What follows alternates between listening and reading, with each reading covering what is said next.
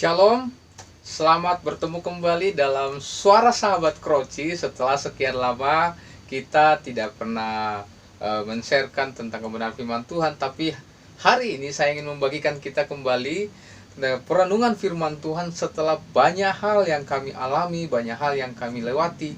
Dan puji Tuhan kita bisa kembali lagi dalam Suara Sahabat Kroci. Dan saya ingin bagikan 3 dimensi yang sangat penting di dalam mengikut Tuhan.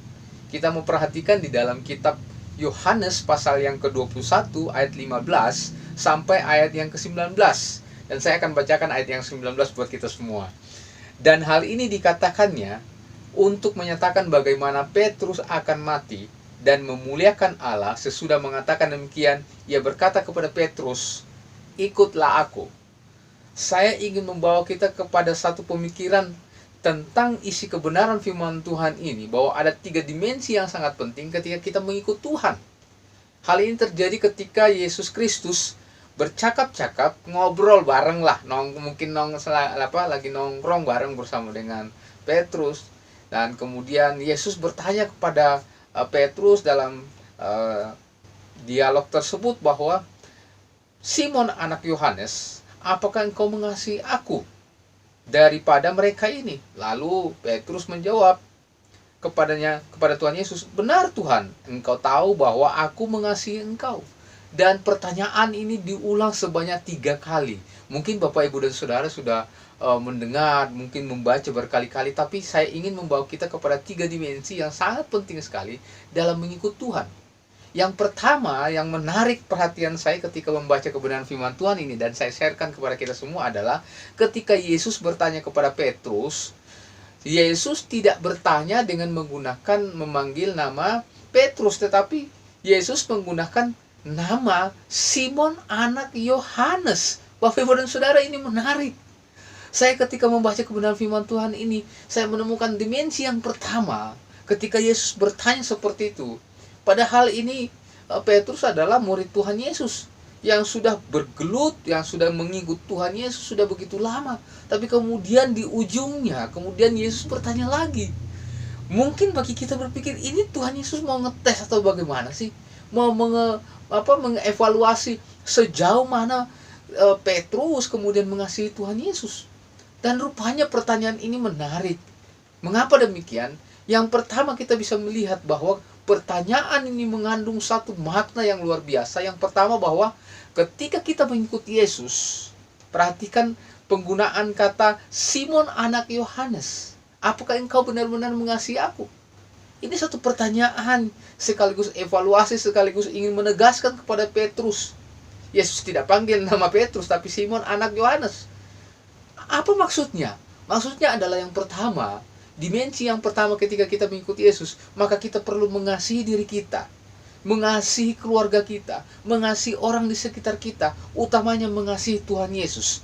Jadi nama panggilan yang digunakan oleh Tuhan Yesus, Simon anak Yohanes. Simon mewakili akan pribadinya yang dahulu, yang kemudian dia harus belajar mengasihi dirinya supaya mengikut Tuhan secara full, secara seantero hidupnya, supaya menyerahkan setotalitas hidupnya kepada Tuhan. Yang kedua, digunakan anak Yohanes, mewakili tentang keluarganya. Bahwa ketika kita mengikuti Yesus, kita bukan hanya mengasihi diri kita sendiri, ego dengan diri kita, memperjuangkan bagaimana kita ketika kita melayani di satu tempat, di beberapa tempat, tetapi tidak, mengasihi keluarga. Jadi kita perhatikan ya, kalau kita mengikut Tuhan, kita tidak hanya mengasihi diri kita, tapi kita juga mengasihi keluarga kita. Karena apa? Dengan begitu kita bisa membawa sukacita kepada keluarga kita, Bapak Ibu dan Saudara.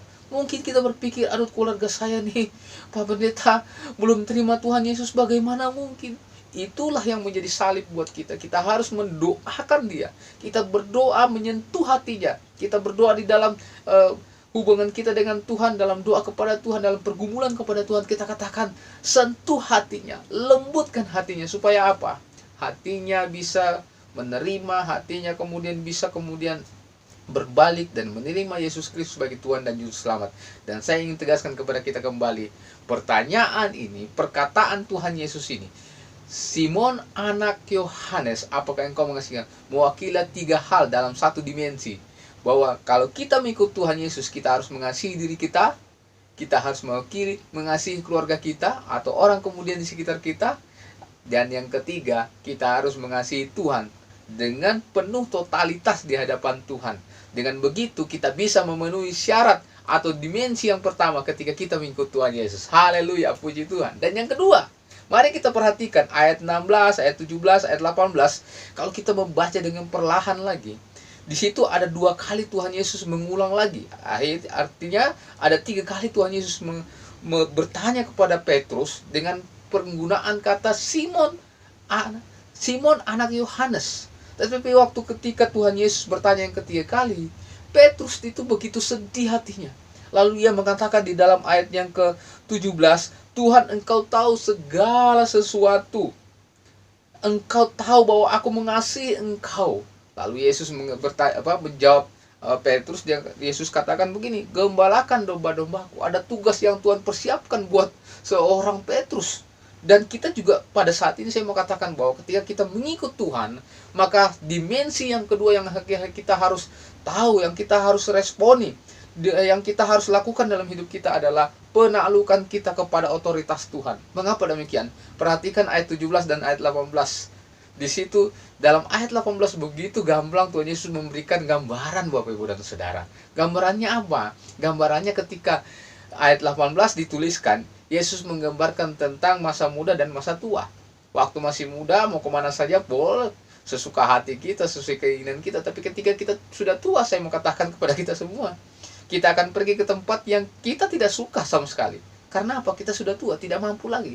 Yesus ingin menggambarkan bahwa ketika mengikut Tuhan Yesus, hal yang kedua yang harus diketahui adalah kita harus takluk kepada otoritas Tuhan. Tuhan maunya A, ya kita ikutin A. Tuhan katakan A, jangan kemudian kita melakukan hal yang B. Karena itu pasti mendukakan hati Tuhan, menyedihkan hati Tuhan. Dan gambaran ini begitu jelas bahwa ketika kita sudah mengikut Tuhan, maka kita bukanlah diri kita lagi, bukanlah milik kita diri sendiri, bukanlah ego kita yang kita harus lakukan, tetapi semuanya untuk Tuhan. Karena kemanapun kita melangkah, apapun yang kita ambil, keputusan apapun yang kita lakukan, saya mau katakan kepada kita semua, itu adalah maunya Tuhan. Bagaimana caranya, Pak Pendeta? Caranya mudah, Bapak Ibu dan Saudara. Nah, kalau ini perlu hal yang perlu kita membaca Alkitab, Bapak Ibu dan Saudara. Membaca, memuji Tuhan dalam doa, dalam hubungan kita di hadapan Tuhan. Kita perlu ada waktu kemudian untuk mendengarkan seruan hati Tuhan, kehendak Tuhan. Dengan cara apa? Dengan cara kemudian kita takluk pada otoritas Tuhan. Karena dengan kita berada di bawah otoritas Tuhan, maka kita mengatakan kepada diri kita, aku mulai mengasihi engkau. Haleluya, Bapak Ibu dan Saudara, puji Tuhan. Dan yang ketiga, dimensi yang ketiga dan yang paling penting dari yang kedua ini, karena dua itu tidak cukup. Bukan hanya kemudian kita mengasihi diri kita, keluarga kita, dan mengasihi Tuhan. Bukan hanya kemudian kita tahu pada otoritas, tetapi semua yang kita lakukan. Dimensi yang ketiga kalau kita baca ayat 19, di situ Yesus mengatakan bagaimana Petrus akan mati dan memuliakan Tuhan. Saya membaca ini berulang-ulang kali, saya menemukan satu dimensi yang penting sekali. Apa itu? Dimensi yang ketiga yang sangat penting adalah segala sesuatu yang kita lakukan dirangkum dalam satu tujuan. Untuk apa? Untuk memuliakan nama Tuhan. Haleluya, puji Tuhan, Bapak Ibu dan Saudara. Dan saya mau katakan kepada kita semua, jangan mencoba-coba untuk mencuri kemuliaan Tuhan. Karena apa? Tuhan pasti akan marah. Dan saya mau katakan kepada kita semua, lakukanlah segala sesuatunya untuk Tuhan. Perbuatlah segala sesuatunya untuk Tuhan. Berpikirlah segala sesuatunya untuk Tuhan. Melangkahlah dalam segala sesuatu. Bekerjalah dalam segala sesuatu. Semuanya untuk memuliakan nama Tuhan. Haleluya, puji Tuhan. Dan saya mau katakan, kalau kita melakukan tiga dimensi ini, yang pertama kita mengasihi dengan sungguh-sungguh baik diri kita maupun kemudian keluarga kita, orang di sekitar kita, dan mengasihi Tuhan dengan totalitas. Yang kedua, kita harus takluk pada otoritas Tuhan. Dan yang ketiga, apapun yang kita lakukan, semuanya untuk Tuhan. Haleluya, puji Tuhan. Saya berharap kita semua dikuatkan, diteguhkan lewat kebenaran firman Tuhan ini. Mari kita sama-sama mengoreksi diri kita. Mari kita sama-sama bangkit dari keterpurukan, dari segala sesuatu yang mungkin kita masih harus belajar banyak hal. Dan hari ini saya ngajak kita semua, suara sahabat Kroci dimanapun berada, mari kita belajar mengikut Tuhan dengan 3 dimensi yang sangat penting ini. Haleluya, haleluya, puji Tuhan. Dimanapun Anda berada, jangan lupa senyum, jangan lupa kemudian bersyukur, dan nikmati anugerah Tuhan yang Tuhan sudah siapkan. Terima kasih, Tuhan Yesus memberkati. Shalom, suara sahabat Kroci. Shalom Elohim, Besem Hamashiach.